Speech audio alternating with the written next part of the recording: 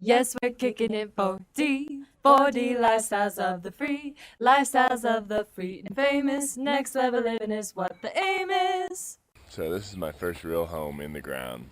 It's pretty exciting. We're doing it as simple as we possibly can. Welcome to my 4D home. This is our home. We built it. It's awesome. We're pretty excited to share it with you. Why? Because for us, a home seems so unattainable for so long. Even when we have land to put it on, we're like, oh, we're going to build a home. It costs so much money. We got to have plans and all this and get serious. No, we finally were like, well, we could just build a super easy, simple structure.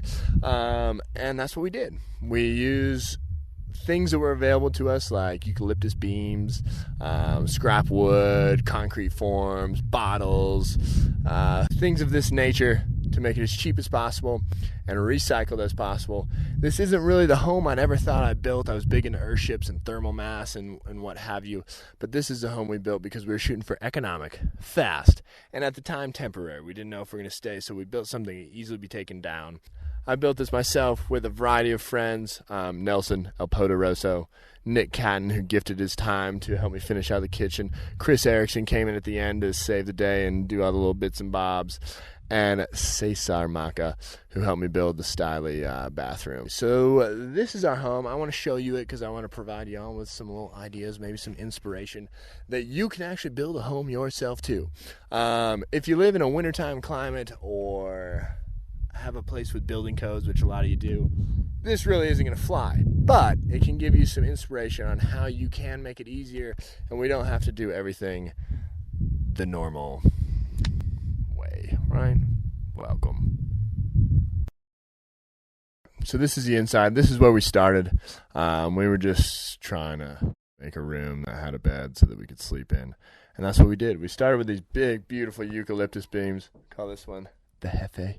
And yeah, like I said, these were salvaged from my mom's building site that was nearby. And then as we were building, we used different scraps and wood we could salvage from the area to make a basic framework. And then my dear wife was able to find this wood scraps that we use for our wall. So this is offcuts from the mill. When you make a round log square, you left over these. So our good friend Raphael was able to hook us up with these for free. We just had to pay transport. So that's basically the structure, was our walls. So a few ways to make things cheap. One, make it small. And also sizing it to the dimensions of your materials. If you do have to buy materials, you might as well do it for the size. So an example of that is we did buy a floor. We couldn't figure out how to make a floor out of this wood scraps. So we bought a floor, but fortunately, our room is the same width as one of these pieces of wood is long. So that helps cut out some money rather than going like just a foot larger and having to buy a bunch more material and cut it and all that good stuff. If you're making a small house, it's kind of fun to come up with little funky ways to use the space even more so. So one thing I did was made this folding door. I didn't really like the idea of this big door opening and then closing off this whole corner space. You wouldn't have been able to put a desk here, probably wouldn't have been able to put a window there. But instead, if you make a folding door, it just allows a little more space saver. Another thing is we wanted a desk here, right? But what if we wanted to do yoga and we needed more space? So, yes, hold on to your seats. This desk is a convertible desk.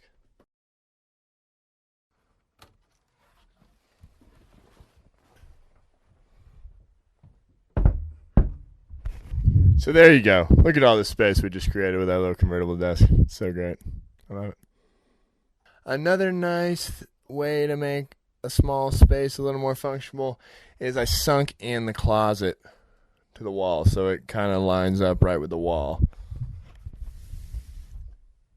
There we go, a little space saver. Another thing with this house is we wanted light in here. Also, since this isn't a thermal design house, I wanted to be able to let the air out. I was inspired by the Earthship opening skylights. These aren't exactly skylights, but since they are put high, they allow a little more of that light to pass in and makes really nice light in the house. And we can also open them up. So Shout out to my friend Chris Erickson who put these latches on them and made the windows fit a little more proper than I did.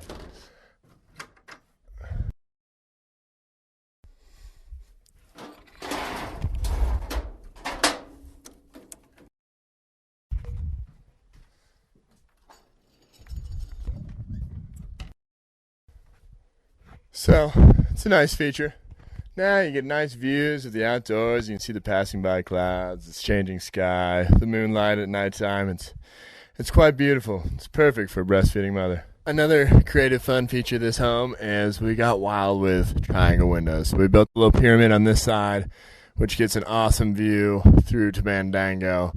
And over on this side, we built the feminine triangle. Feminine, masculine. It's nice. Nice little fun features, nice little viewpoints. We actually just got lucky on that one.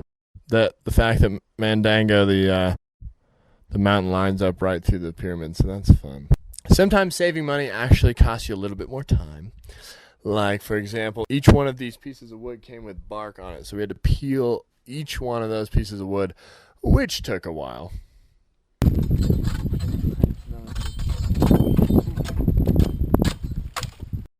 Another thing is we put sugarcane leaves on our roof, which was a really great idea to help keep with a little insulation on our metal roof. We went with metal because it's the cheapest roofing material there is. So we put sugarcane up there to keep the rain noise down as well as help with the insulation. Took a little more time as well, but it was free and accessible and a natural material. Okay, so this is where we started. We were able to move in here after 5 weeks and $1,500. It was awesome. Very empowering. Felt super cool to sleep in this space for our first time. This was our patio. It was just a dirt floor space, and we were going to build a kitchen out yonder, but then we were kind of tired of building and didn't want to build a new structure, so of course we put our kitchen in here. After long deliberation, we decided that we'd go with a concrete floor, so I went ahead and poured a concrete floor. That was a little intense. First time I've done this alone. Here we go. And then, yeah, we just made it super small. We built a nice little mosaic countertop. This is a nice technique we've been using for a while. It's just broken tiles glued to wood and then used normal grout in between. Nice and easy way to go. Yeah, again, we just used scraps as best we can. This was like concrete form scraps. The sink, we sledgehammered it. You can see actually where I hit right there. We sledgehammered this out of a house that was falling off a cliff. Then I just built a little wooden frame for it with a built-in drying rack. That's right, the plates dry in their place. And then I got plenty of room for all this other stuff. The fridge we got used. When we expanded, we knocked out this pantry I built there that blocked a big view for Lula, and we expanded out into here. My buddy Nick Hatton, legend, came up here, gifted his time, and we wound up staying up till 2 a.m. pouring this first floor just so we could get this little extension done. I forgot to close in this space, and when I asked Lula, "Hey, Lou, what should I put here?" She's like, "Well, what about this piece of scrap metal lying over here?" And it just fit perfectly, so we went for it. So we wired this house ourselves and built these awesome lanterns. This was Lula's idea. Oh, well, hello. Here we are, just crafting away. So this was an outdoor kitchen space. Eventually we realized that we wanted to close it in. This is the part in the house building video where I talk about putting in some more walls. So today, the recycled element to this part of our house is bottles. I went ahead and spent the money on wood because I wanted nice straight beams for windows and whatnot. You can totally do windows out of recycled wood, especially if you have some nice saws and equipment. I'm working with just a circular saw and drill, which you can do a lot with, but I wanted straight beams, plus I've exhausted the resource of my local wood supply of free waste wood here because I've been using it all. I got this one from Earthship. This is definitely not mine. I think it's a beautiful way to do things. I love bottle walls. I'm super excited to put one in my house. So we're hoping for like kind of a quasi light penetrable backrest. And this is one of the features I think is so cool, is using bottles. Better than recycling because you don't have to use the energy to melt them down. You're just using the actual bottle. Ideally, you would cut the two bottles in half and put the ends together. But we just went real cheap with it. and use full bottles. So on the outside, it's not as aesthetic, but there you go. Looks like we're in the, cooler of a liquor store or something. But inside, it's real nice. The light passes through all day long, whether the sun is direct or indirect. So that's really awesome. We just made these simple benches. We put foam on them, wrapped them in fabric. I love it because it's super long, so 2 people can be here and stretch out, and it's fantastic. It's great. To keep with kind of the boat theme here, and to keep with the outdoor aesthetic, we made these massive windows. But windows great, you can see through it and all, but it's really nice, the actual fresh air. So these windows also move. We like moving things. So you can drop these down and get a full outdoor effect.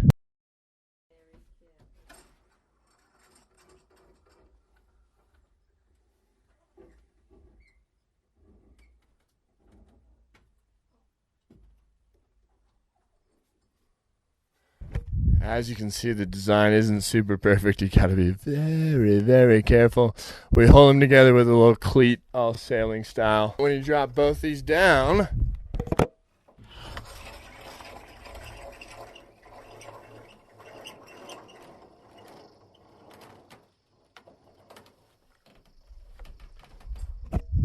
you have yourself a nice surface here. It's outdoor, great airflow. It feels cool because you just moved something. Granted, my wife can't open or close them because they're too heavy and not designed properly. But what the hey, they're awesome, right? Hey. Another nice feature we did here when we started to close it in is we made sliding doors, all right? Another space saver in a small house. It's also nice. You get a glass door. Yes, I have run into these a few times. It hurt. Put a little grease and blood on the thing. But it's awesome to have a sliding door. Super simple way. We just put a little track. In the concrete and then made wheels under the door. Simple. You too can make your own glass sliding doors. So after long deliberation, again, the flooring is kind of a hard choice a lot of times.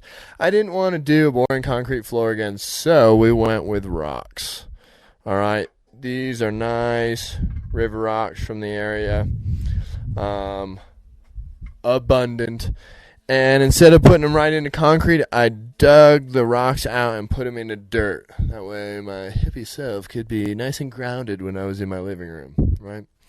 And then we filled in between with concrete. I had scrap of this material, this see-through material. Hi, Lula.